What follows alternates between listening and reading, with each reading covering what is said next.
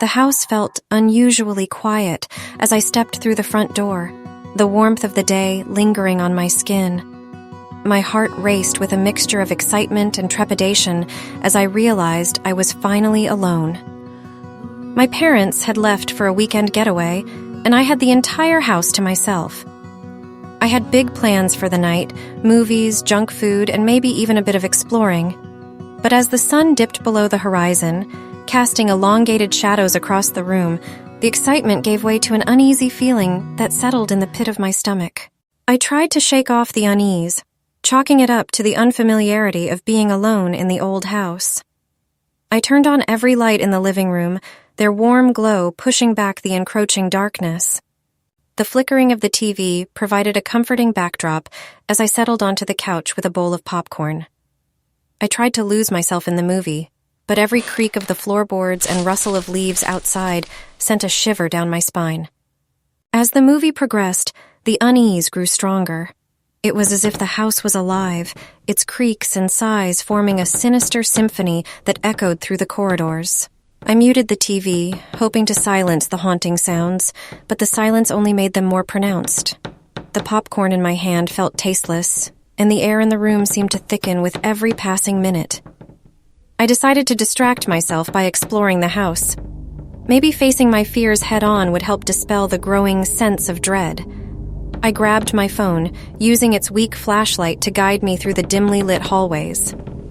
My footsteps echoed eerily, each one magnified by the silence that seemed to press in from all sides.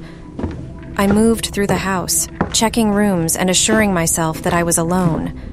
But the rooms, though empty, seemed to hold secrets in their shadows, and I couldn't shake the feeling that I was being watched.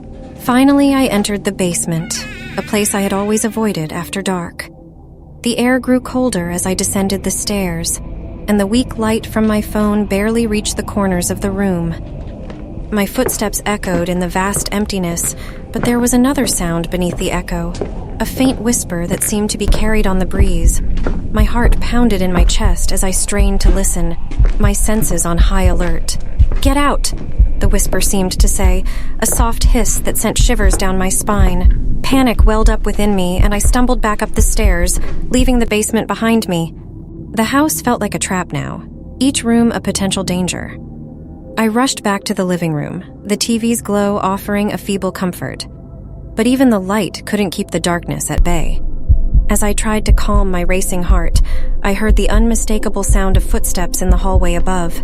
Heavy, deliberate footsteps that sent my pulse racing anew. I held my breath, straining to hear, but the footsteps grew fainter as if they were moving away. Then, a creak on the stairs, the sound of someone descending slowly, deliberately. Panic gripped me and I scrambled to my feet, my eyes darting around the room for a place to hide. But there was nowhere to go. The footsteps grew closer, each one accompanied by the sound of labored breathing. My mind raced, trying to piece together a plan, but fear had taken over, rendering me immobile. And then, in the darkness of the hallway, a figure emerged, a silhouette against the faint glow of the moonlight filtering through the windows. It stood there, unmoving, as if studying me. My heart pounded in my ears, drowning out all other sound. I wanted to scream, to run, but I was paralyzed by terror. "Who are you?" I finally managed to choke out, my voice barely audible. The figure didn't respond, but I could feel its gaze, cold and unrelenting. And then, slowly, it began to advance, its footsteps measured and deliberate. I stumbled backward, my legs giving way beneath me. The figure drew closer, its features obscured by the darkness.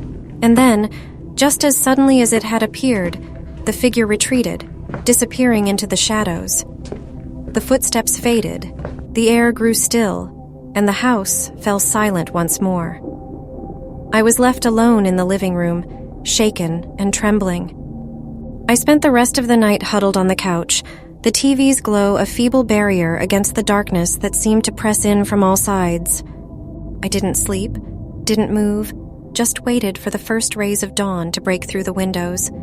When the sun finally rose, its warm light chased away the lingering fear, and I stumbled out of the house, vowing never to be alone there again. To this day, I can't explain what I saw or experienced that night. But one thing is certain: the house holds secrets, and some things are best left in the shadows.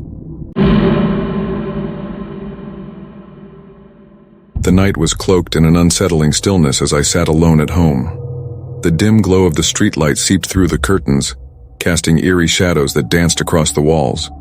A chill ran down my spine, a feeling of unease settling in as the world outside seemed to fade into obscurity. My heartbeat quickened, the sound echoing in the silence of the house. Every creak and groan of the old wooden floors resonated like a haunting melody, each noise a reminder of my solitude. I attempted to distract myself by turning on the television, but the static-filled screen only served to intensify my growing anxiety. I tried to convince myself that it was just my imagination playing tricks on me, but the feeling of being watched persisted. I glanced nervously around the room, my eyes darting from one corner to another. It was as if the very walls had eyes, secrets they were itching to reveal. With a shaky breath, I stood up and decided to check the locks on all the doors and windows. As I moved from room to room, a sense of dread swelled within me. What if I wasn't alone? What if someone or something had found its way into the house? My footsteps echoed down the hallway as I approached the back door. I hesitated for a moment, my hand hovering over the lock.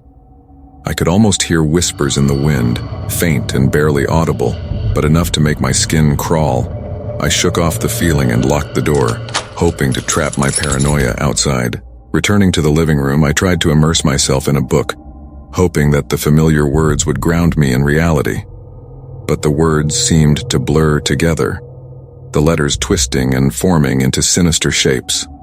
My heart raced, and I looked up from the book, convinced that something was moving in the shadows.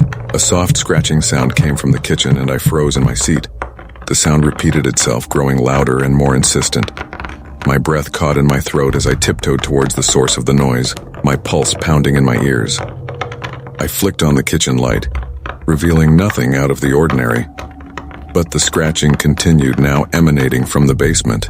I swallowed hard, my mouth dry as dust, and descended the stairs cautiously. The basement was cold and damp, the air thick with a musty odor that seemed to cling to my clothes. The scratching was louder here, a rhythmic sound that echoed off the concrete walls.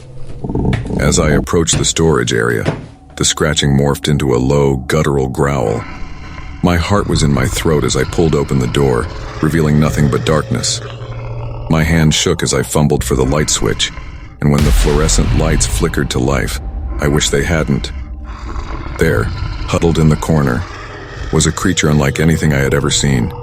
Its skin was pale and mottled, its limbs elongated and twisted. Its eyes glowed with an otherworldly intensity, fixated on me with an unsettling hunger. Its lips peeled back to reveal rows of razor-sharp teeth, and a gurgling sound escaped its throat. I stumbled backward, my mind struggling to process the horrifying sight before me.